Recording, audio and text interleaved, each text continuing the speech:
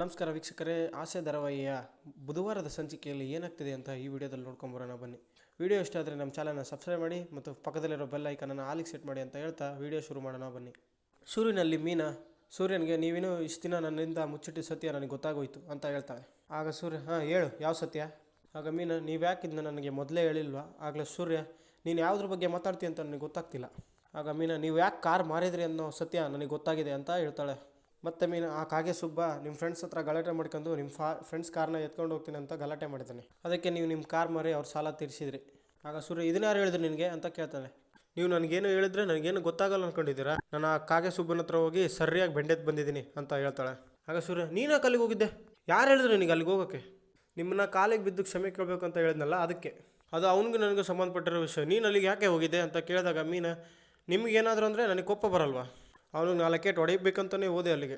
ನೀನು ಹೋಗಿ 2 ಸಲ ಹೊಡೆದು ಬಂದ್ಬಿಡು, ನನಗೆ ಮಾತ್ರ ರೌಡಿ ಅಂತಿದ್ರು, ಇನ್ಮೇಲಿಂದ ನೀನು ರೌಡಿ ಹೆಂಡ್ತಿ ರೌಡಿ ಕೂಡ ಅಂತಾಳೆ. ಆಗ ಸೂರ್ಯ ಲೇ ಯಾರನ್ನು ಕೇಳಿ ಅಲ್ಲಿಗೆ ಹೋಗಿದ್ದೆ? ಅವ್ನು ಬರೀ ರೌಡಿ ಅಲ್ಲ ಕಣೆ, ಪೊರ್ಕೆ ಅವನು. ಆಗ ಮೀನಾ ಅವನು ಯಾರಾದರೆ ನನಗೇನು, ನನಗೆ ಯಾವ ಭಯನೂ ಇಲ್ಲ. ನೀವ್ಯಾಕೆ ಈ ವಿಷಯ ನನಗೆ ಮೊದಲೇ ಹೇಳಿಲ್ಲ ಅಂತ ಮೀನಾ ಕೇಳ್ತಾಳೆ.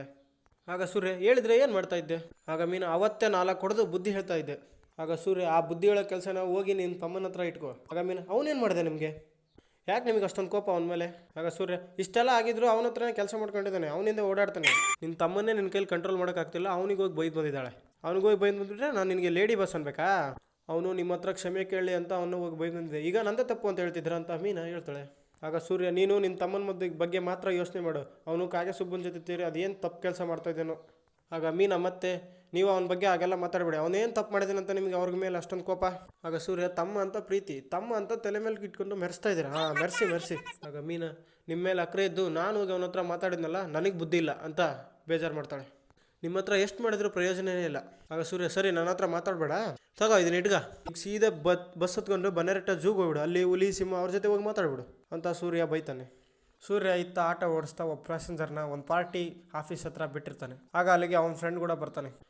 ಸೂರ್ಯ ನೀನೇನು ಇಲ್ಲಿ ಕಾರ್ ಏನು ಮಾಡಿದ್ಯಾ, ಆಟೋ ಓಡಿಸ್ತಿದೆಯಲ್ಲ ಅಂತ ಕೇಳ್ತಾನೆ. ಆಗ ಸೂರ್ಯ ಕಾರ್ ಮಾರಿದೆ, ಈಗ ಆಟೋನೇ ಗತಿ ಅಂತ ಹೇಳ್ತಾನೆ. ಆಗ ಅವನ ಫ್ರೆಂಡು ನಿನಗೆ ಎಷ್ಟು ಸಲ ಹೇಳಿದ್ದೀನಿ ನಮ್ಮ ಪಾರ್ಟಿ ಆಫೀಸ್ ಬಂದು ಸೇರ್ಕೊ ಅಂತ, ಇದೆಲ್ಲ ಬೇಕಾ ಅಂತ ಹೇಳ್ತಾನೆ. ಆಗ ಸೂರ್ಯ ಆಟೋನು ನನ್ನಿಂದ ದೂರ ಮಾಡ್ಬೇಕು ಅಂದ್ಕೊಂಡಿದ್ದೀನಪ್ಪ ನೀನು ಅಂತ ಹೇಳ್ತಾನೆ. ಆಗ ಅವನ ಫ್ರೆಂಡು ಏನು ಗೆಳೆ ಹೀಗೆ ಹೇಳಿಬಿಟ್ಟೆ, ನಮ್ಮ ಏರಿಯಾದಲ್ಲಿ ನಿನಗೆ ಅಂತ ಒಳ್ಳೆ ಹೆಸರಿದೆ, ನೀನೇನಾದರೂ ಎಲೆಕ್ಷನ್ ನಿಂತಿದ್ರೆ ಪಕ್ಕ ನೀನೇ ಕೌನ್ಸಿಲರ್ ಆಗ್ತಿದ್ದೆ ಅಂತ ಹೇಳ್ತಾನೆ. ಆಗ ಸೂರ್ಯ ಅಯ್ಯೋ ಅದೆಲ್ಲ ನಮಗೆ ಬೇಡಪ್ಪ.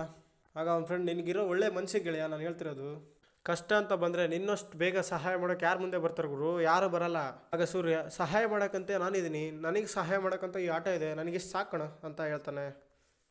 ಮತ್ತೆ ಸೂರ್ಯ ನೀನು ಬೆಳಿಗ್ಗೆಯ ನಿನ್ನ ನೋಡಿ ನಾನು ಖುಷಿ ಪಡ್ತೀನಿ ಅಂತ ಹೇಳ್ತಾನೆ. ನಂತರ ಸೂರ್ಯನ ಫ್ರೆಂಡ್ ಪ್ರಕಾಶ ಅವನ್ನ ಪಾರ್ಟಿ ಆಫೀಸ್ ಒಳಗಡೆ ಕರ್ಕೊಂಡು ಹೋಗ್ತಾನೆ. ಆಗ ಆ ಪಾರ್ಟಿಲರ್ ಕೌನ್ಸಿಲ್ ಎಲ್ಲ ಪ್ರೋಗ್ರಾಮ್ ರೆಡಿ ಇದೆನ್ರೋ ಅಂತ ಪ್ರಕಾಶನ ಕೇಳ್ತಾನೆ. ಪ್ರಕಾಶ್ ಎಲ್ಲ ರೆಡಿ ಇದೆ ಸಾಹೇಬ್ರೆ, ಆದರೆ ಹೂ ಮಾತ್ರ ಒಂದಿಲ್ಲ, ಆ ಹೂ ಕಟ್ಟಕ್ಕೆ ಕೇಳಿದನು ಪತ್ತೇನೇ ಇಲ್ಲ ಅಂತ ಹೇಳ್ತಾನೆ.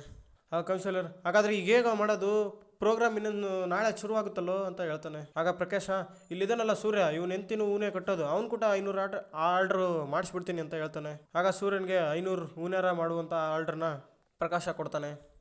ಆಗ ಸೂರ್ಯ ಬೇರೆ ವಿಧಿ ಇಲ್ಲದೆ ಆ ಆರ್ಡ್ರನ್ನ ಒಪ್ಕೊಂಡು ಮನೆಗೆ ಬರ್ತಾನೆ ಮತ್ತು ಈ ವಿಚಾರನ ಮೀನಾಗ ಹೇಗೆ ಹೇಳೋದು ಅಂತ ಯೋಚನೆ ಮಾಡ್ತಾ ಇರ್ತಾನೆ.